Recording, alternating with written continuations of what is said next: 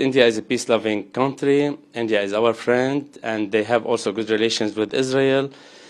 So they can and they are actually playing an important role in de-escalating the situation. Great pressure on Lebanon. Israel ने अब Lebanon को तख्ता मश्क बना लिया है और आहिस्ता आहिस्ता जालिम इसराइल अपने कदम दीगर मशरिक़ वस्ता के ममालिक की तरफ बढ़ा रहा है। इजरायली सैनिकों ने साउथ लेबनान में फहराया झंडा, हिजबुल्लाह के मारून अल रास इलाके पर कंट्रोल हासिल करने का दावा। 1 करोड़ आबादी पर मुश्तमिल इसराइल पूरे खित्ते में बदमस्त हैवान की तरह बदमाशी करता फिर रहा है, मुसलमानों का खून बहा रहा है। लेबनान की कशीदा सूरत हाल और फ्लाइट्स बंद होने से कई पाकिस्तानी फैमिलीज बैरूत में फंस गई हैं। हिजबुल्लाह ने पहली बार की सीज फायर की मांग, गजा में जंग रोकने की शर्त भी नहीं रखी।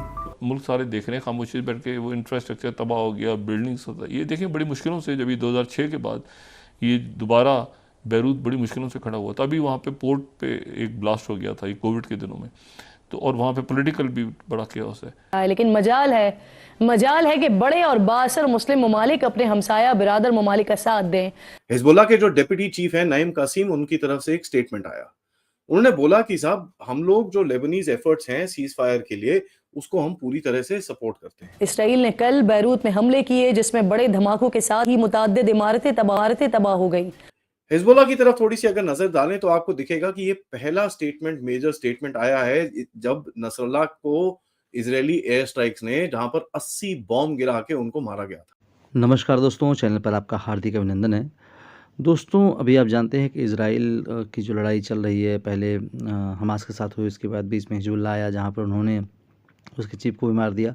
तो अब जो है, जो इजराइल है वो फुल फ्लेज जो वार है वो लेबनान के हिजबुल्लाह के अगेंस्ट छिड़ चुका है और पूरे दोनों तरफ से जो है वो वार चल रहा है। इस टाइम पर हिजबुल्लाह भी अपना रिवर्ट बैक करता है और फिर इसके बाद इजराइल अटैक करता है। लेकिन दोस्तों, अब हिजबुल्लाह की तरफ से इंडिया को से रिक्वेस्ट की गई है कि इंडिया जो है एक पीस लविंग कंट्री है और उसका एक अपना इफ़ेक्ट है वर्ल्ड में। तो उन्होंने इंडिया की लीडरशिप, इंडिया के लोगों से रिक्वेस्ट की है कि प्लीज़ आप इजराइल से बात करें या जो भी फोर्सेस हैं लड़ रही हैं उनसे बात करिए और लेबनान में शांति के लिए काम करिए। तो दोस्तों, इंडिया का रोल यहाँ बहुत इंपॉर्टेंट हो जाता है क्योंकि वर्ल्ड में जहाँ भी पीस की बात आ रही है अब वहाँ इंडिया का कहीं ना कहीं रोल देखा जा रहा है। इस पर पाकिस्तानी मीडिया रिएक्शन दे रहा है। आइए देखते हैं उनके लोग और उनकी मीडिया का इसके बारे में क्या कहना है, उसके बारे में क्या रिएक्शन दे रहे हैं। क्या ख्याल है, इतने अरसे में उनको नहीं अंदाज़ा होगा हिजबुल्लाह वालों को कि ये इस तरह से अटैक कर सकते हैं? तो हमने कैसे, वो पहले भी ऐसे ही हुआ था, वो पुल बैक वो जाके ना, तो फिर उसके बाद वो वापस वो रिट्रीट भी नहीं होती। वो एक बस होता है कि बस गए वो उधर से होता गया, उधर गोलगप्पे खाने जो जवाबी अटैक, ये होता है जंगों में, ऐसी टैक्टिक होती है। तो इसराइल को भी पता है, अमेरिकन को पता, सबको पता है कि ये नेतन्याहू ने अपने सर्वाइवल के लिए क्या कर दिया है और मुल्क सारे देख रहे हैं खामोशी बैठ के, वो इंफ्रास्ट्रक्चर तबाह हो गया, बिल्डिंग्स होता है। ये देखें बड़ी मुश्किलों से जब ये 2006 के बाद ये दोबारा बैरूत बड़ी मुश्किलों से खड़ा हुआ था। अभी वहाँ पे पोर्ट पे एक ब्लास्ट हो गया था ये कोविड के दिनों में, तो और वहाँ पे पॉलिटिकल भी बड़ा केओस है और इसको वहाँ पे एयरलाइंस बंद हो गई हैं। ये पोर्ट्स हैं, ये ध्यान में रखें कि मेडिटेरियन की ये पोर्ट्स हैं और ये बॉर्डर शेयर करते हैं। ये जो है, ये अगर आपको एक मुल्क से दूसरे मुल्क जाना हो तो देखें, ऑस्ट्रेलिया तो जजीरा है ना, अमेरिका भी जजीरा है, अटलांटिक क्रॉस करें, उधर से वो पैसिफिक क्रॉस करें वो, लेकिन जो मुल्क लैंड से है ना, यानी अब यहाँ से पाकिस्तान से या बांग्लादेश से या आप म्यांमार से गाड़ी में बैठें, यानी मोटर साइकिल पे बैठें या आप उस पर बैठ जाएं, गाड़ी में बैठ जाएं, तो आप यूरोप पहुँच जाएंगे। यूरेशिया जुड़ा हुआ है, यूरोप तक पहुँच जाएंगे आप, ठीक है। तो ये यहाँ चूँकि रस्तों में बहुत ब्लॉकेड होता है तो इसलिए वो कश्तियाँ डूब जाती हैं, लेकिन एक ही लैंड है ना, बड़ा लैंड। मैं आपको सिर्फ ये कह रहा हूँ कि ये चूँकि आपस में ये जो ना आईमैक सड़कों पे सड़क ही है ना इसमें, तो ये जो थोड़ा सा पानी का रास्ता है, लेकिन बाकी वही है कि यहाँ से वहाँ जाएगी रोड, वहाँ से वहाँ जाएगी रोड, आगे से ऐसे जाएगी। तो ये जो है, ये मेरा ख्याल है कि ये अगर एक्सकलेट हो गई और ये अगले 24-48 घंटों में, 72 घंटों में ये तय हो जाएगा, क्योंकि जो रफ्तार है, मैंने आपसे कहा ना कि एक तो खाना जंगी में तो 1.5 लाख लोग मरे थे उस ज़माने में, शायद उस वक्त में हो सकता है एक दिन में कोई इतनी बड़ी तादाद में 600 शहादतें हुई हों उस वक्त, लेकिन ये है कि 1100 लोग 34 दिन की हिजबुल्लाह इसराइल जंग में जो है उनकी जानें गई थी, और ये एक दिन में 600 गुजरे 24, तो ये बहुत बड़ी खूनरेजी हुई है, बहुत बड़ा कत्लेआम हुआ है। और ये इसमें मतलब होता जा रहा है। उधर से उन्होंने हैफा के ऊपर किया, वो हैफा पे इन्होंने कहा कि हैफा पे तो दिखा रहे हैं मनाजिर, वो तो चल रही हैं, अच्छा जी वो खामोशी, लेकिन ये कि इसका कमबैक क्या होगा ये भी देखना है सर। और मुल्क से एक मुल्क तो सकिन हो गया ना जी।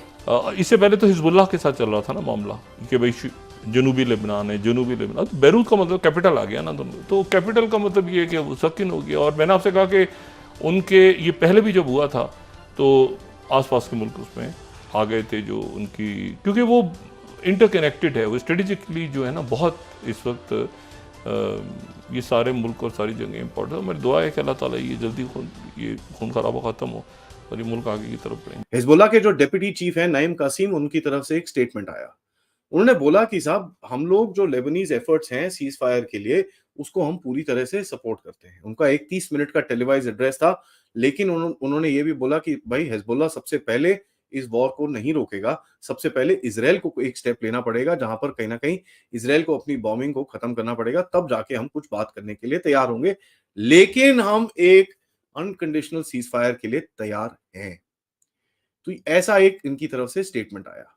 उसके बाद उन्होंने बोला कि साहब वैसे भी अगर सीज फायर जब होता है उसके बाद जो डिप्लोमेसी चलती है, जो भी और डिटेल्स होंगे, जो भी और डिसीजंस लेने होंगे हम उसके बाद देख लेंगे, लेकिन कहीं ना कहीं हमको ये सीज फायर की जरूरत है।